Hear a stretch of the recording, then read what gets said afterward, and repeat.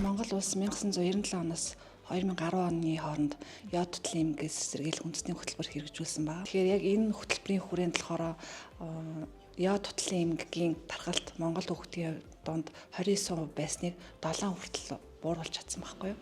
2010 хүртэл хөтөлбөр зогссох одоо үед бол яаж усан давсны хэрэглээ Монголын одоо айл өрхөдийн хувьд 86-80% тай орчинд байсан. Тэгээд жил болгон буурсаар байгаад одоо энэ үзүүлэлт 40% толцсон байна. 2 дахин унтсан.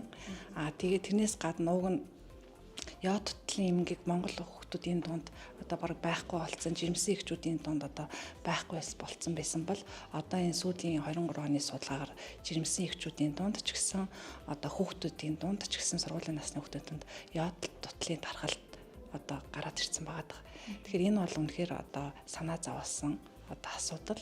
Тэгэхээр яа тутлын одоо эмгэгийн тархалт ингээд нэмэгдээд гараад ирчих юм бол яа тутлын эмгэг чинь хүүхдийн тархины хөгжилд нөлөөлдөг, гаж хөгжил үүсгэх одоо дахир дутуу болох одоо үндсэн шалтгаануудын нэг гэж үздэг. Дотоодоо үйлдвэрлэгдэж байгаа давс болон импортоор орж ирж байгаа давс хоёулаа одоо яаж болсон байх одоо үндсэн шаардлагыг л одоо тавьж хэрэгжүүлэх, хяналтаа сайжруулах хэрэгтэй байна.